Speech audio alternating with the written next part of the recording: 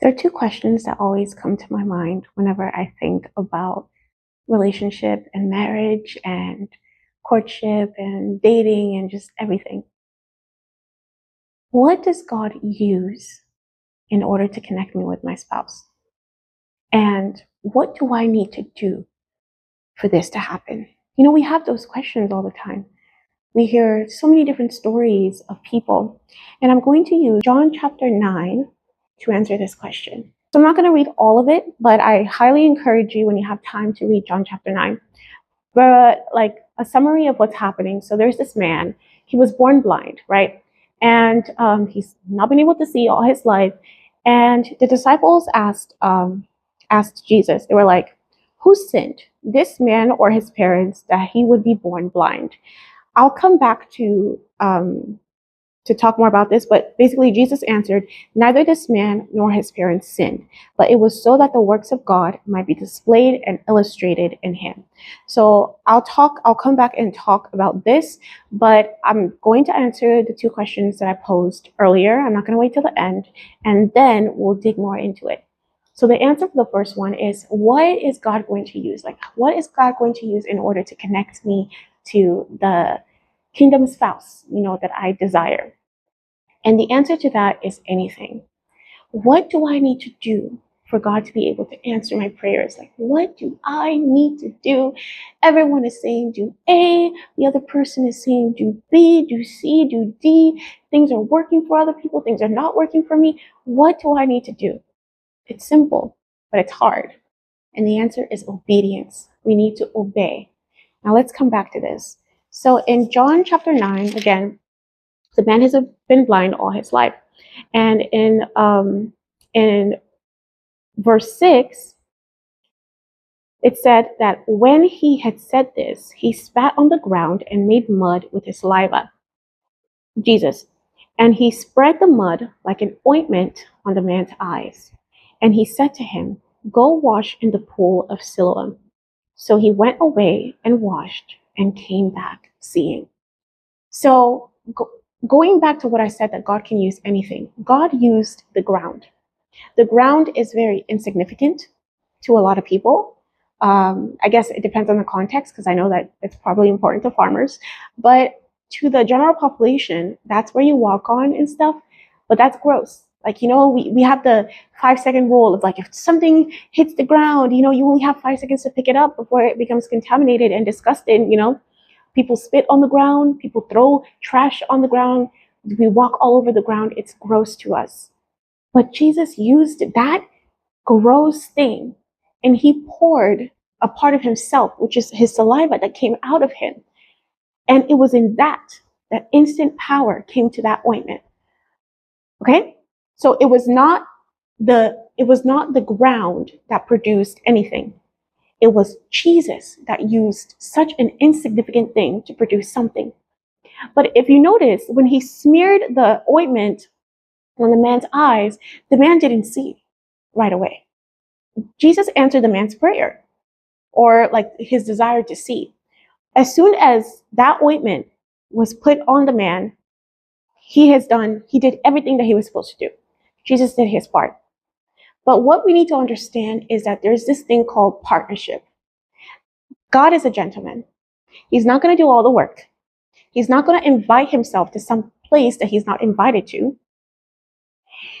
He is just going to be patient, and he is going to wait. You see, we think that God doesn't answer our prayers, but in fact, he does. But we have to come into agreement with it, and we have to actually play our part. So in this book here, or in this story here, what was the man's part? What was the blind man's part? His part was that he had to listen. He had to obey Jesus and go to that pool and wash himself in it. Only then, when he obeyed, was he able to see. It wasn't Jesus did his part, the man saw. It wasn't the man did his part and he saw. It was Jesus did his part, the man obeyed and did his part, then he saw. That's usually how things go. So I know, like, it's been something with social media. There's so many things that's been happening. And I'm also sensitive to this as well, because I'm in my singleness season. I'm in my set apart season, I like to call it, with God. And I desire marriage. I desire, you know, someone, for me. And sometimes I watch a lot of like relationship content, and it's always, Christian based. I hear people saying, put yourself out there, go to, like, don't stay home all the time. Like, you have to actually do something. You have to go, go to the movies, or go to, like, the Christian gatherings at church, or hang out with friends, or just go out, put yourself in position to be seen. Not necessarily like to chase someone, but to position yourself, to be seen. And then I hear a different group of people that say, it's not about us. It's not about what we do. It's about just, you know, doing what we would normally do. We don't have to put ourselves out there.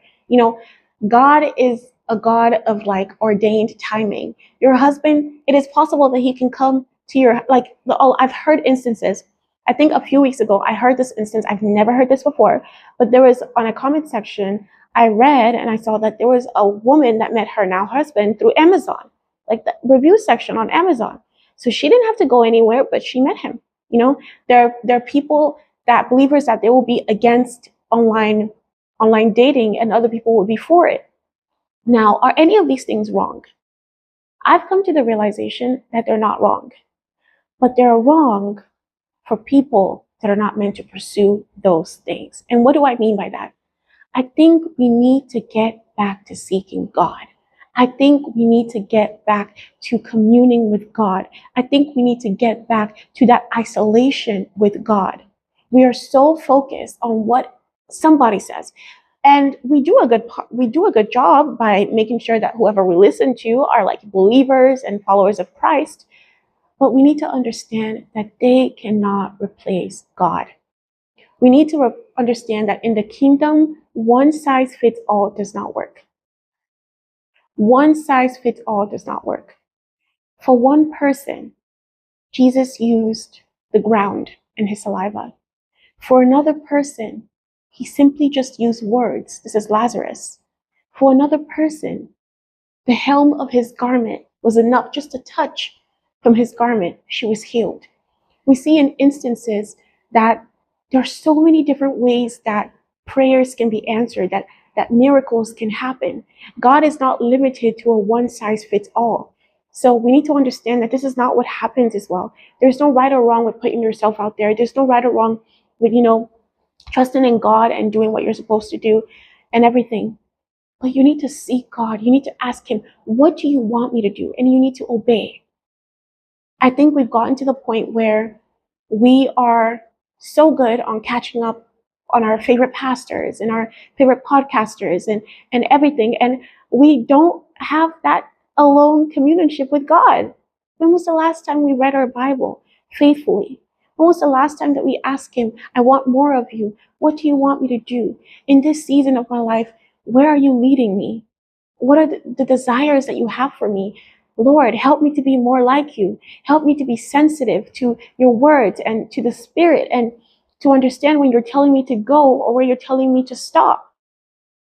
Singleness is a period of not stagnancy. There's something always happening. God is always speaking. He speaks go. He speaks stop. He speaks patience. He speaks pivot. Now is the time for you to turn. But we need to be sensitive. There is not one way of, okay, so this person, she's a believer, and Hinge worked for this person, so Hinge might work for me. No, he can use anything. He used the ground for this person. He can use a mutual friendship for you. He can use a supernatural connection for you. He can use a YouTube video for you. He can use so many things. It could be Instagram. It could be anything. He is not limited to just one thing. And the beautiful thing, coming back to that sentence I spoke earlier, I'm going to read it again because this is important.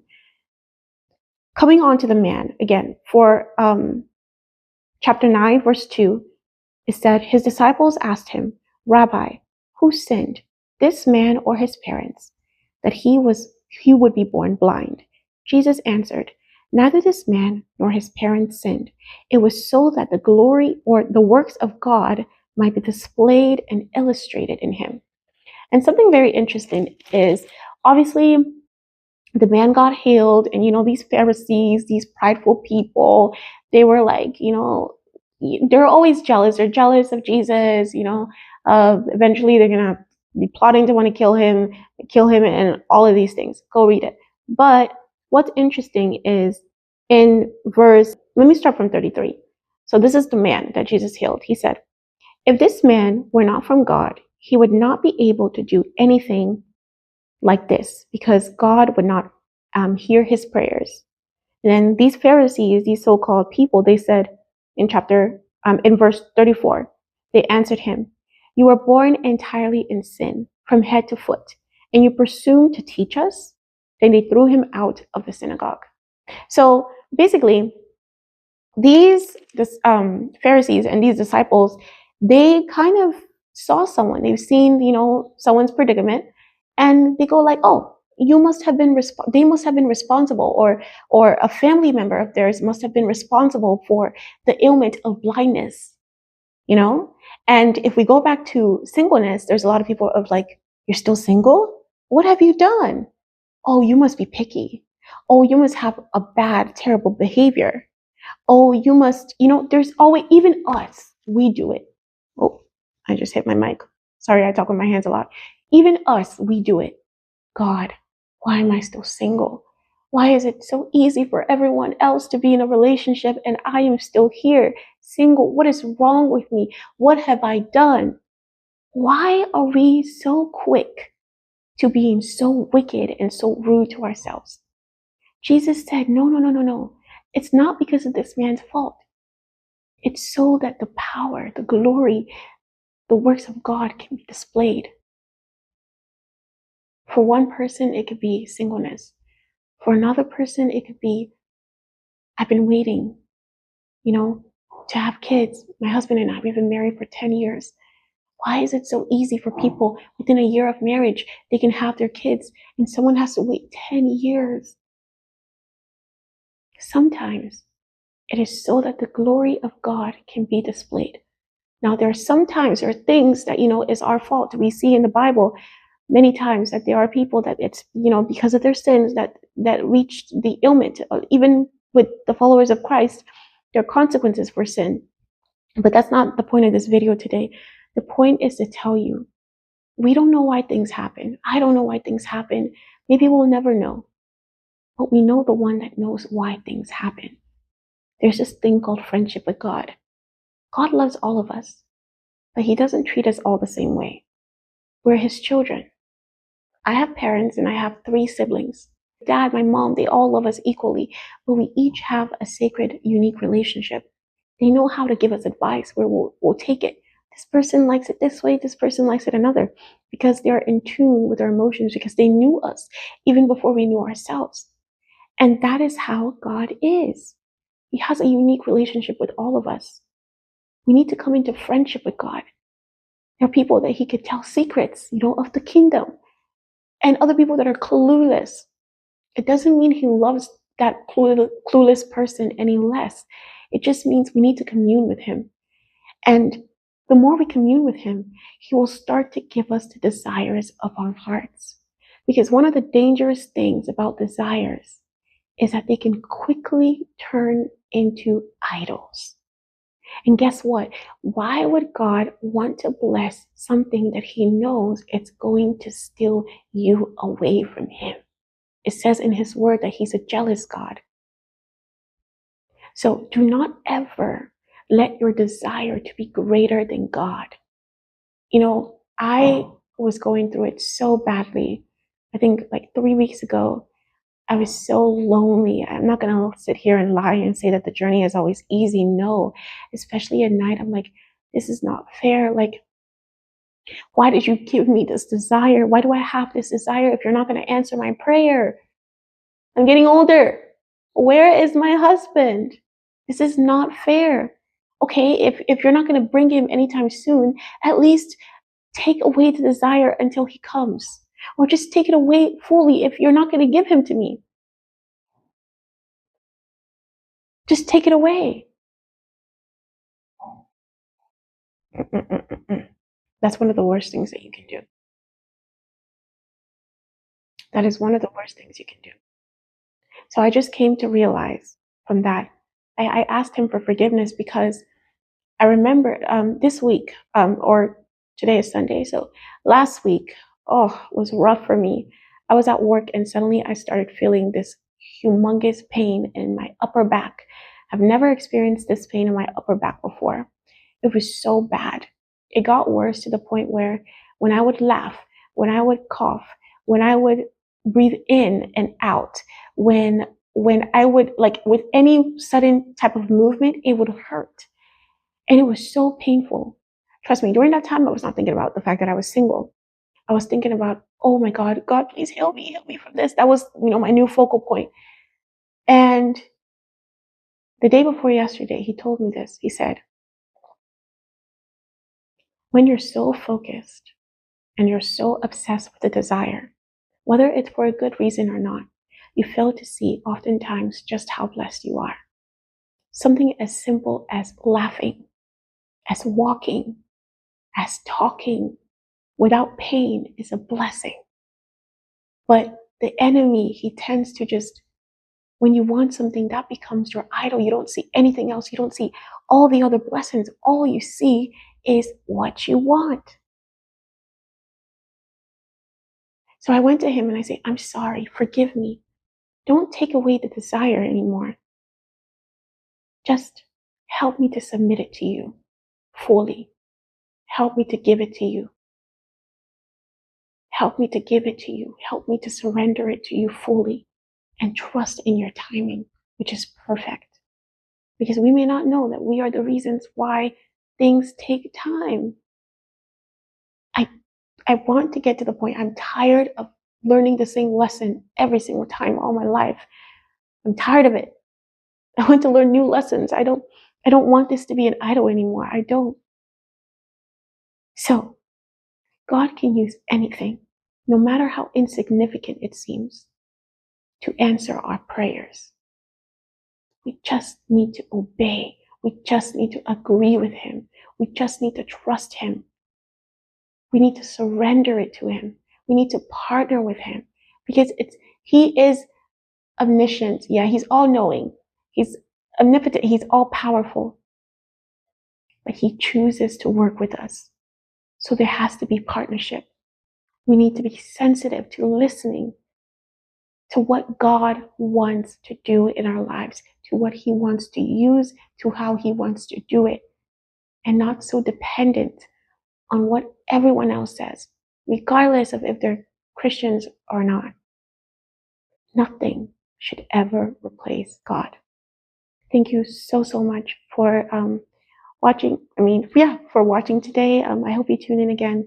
I'm so sorry for the inconsistencies, but I've made a decision that I'm only going to post videos that I know for sure that God wants me to put out there, that he speaks to me personally. And so I might post once a month or once a week. So it just depends on whatever he's downloading to me. So thank you so much again for tuning in, and I hope to see you next time. Bye.